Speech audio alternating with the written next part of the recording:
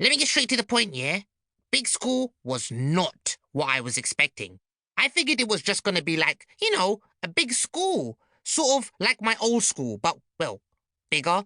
Bigger kids, bigger buildings, bigger everything. But believe me, that ain't the half of it. I had no idea on that first day, as my dad drove me up to the gates, but I was about to begin one of the craziest years of my life. If you thought things got weird for me last year, just wait till you hear what happens next. Seriously, I can barely believe it, and it's my life. I'm Humza, by the way, aka Little Badman, the greatest hero, rapper, samosa eater, Eggington's ever known. That's my hometown, by the way. It's 99% boring and 1% alien invasions, spy organizations, and radioactive mutations. I swear though, 1% is more than enough for me. Any more than that and I'll probably be dead already, or moving to Australia. Oh, and in case you're not up to date with my recent adventures, let me just break it down for you with a little recap rap. Because frankly, I've been neglecting my lyrical genius lately. I don't want to get rusty now, do I? After all, I'm still planning on making my billions the Kanye way. So sit tight while I spit a few rhymes. Yeah. When aliens attacked I Saved My Whole School, got hired as a spy cause I'm so damn cool. Then I got framed by some unknown clown, my dad found out and I got sent down. You need discipline, yelled my dad. He can't think straight when he gets too mad. I have come up with a perfect plan. I'll send you to summer school in Pakistan. Luckily for me, Umar got punished too. Off to Pakistan for the Badman crew. Little did we know it was our first mission. Hunt down a guy causing bare suspicion. Mad scientist turned summer school tutor. Dude named Malik with a brain like a computer. Gadgets in his lab were a straight-up mystery. Took the wrong one and got blasted into history.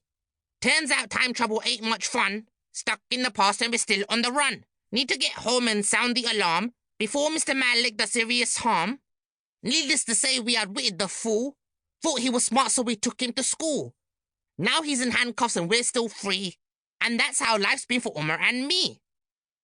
If I had a mic right now, I'd drop it, and the crowd would go wild. But of course, my dad won't buy me a mic, cause he's tighter than a submarine's door.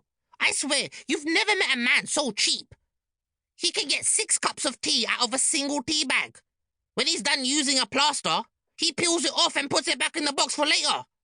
I once saw him trying to sell a copy of the big issue he'd found on the bus to a homeless guy. And because he's so tight, it means that we own the worst car in the world. Maybe even the universe. I swear, our car is rank. It looks like the kind of thing detectives might tow out of a swamp. The only way it could be any dirtier would be to write dirty words on it.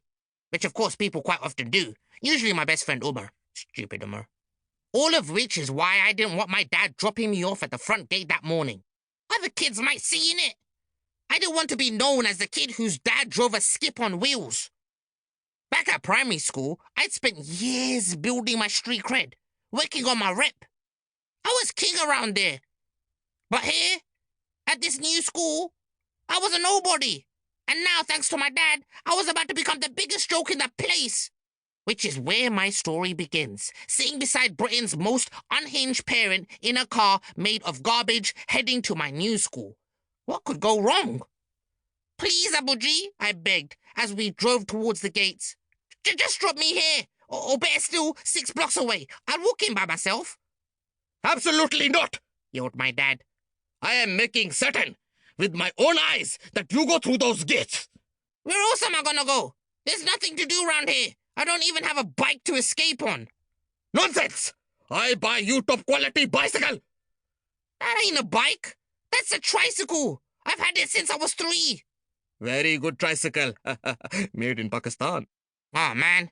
If something's made in Pakistan, that's it. As far as my dad's concerned, it's amazing.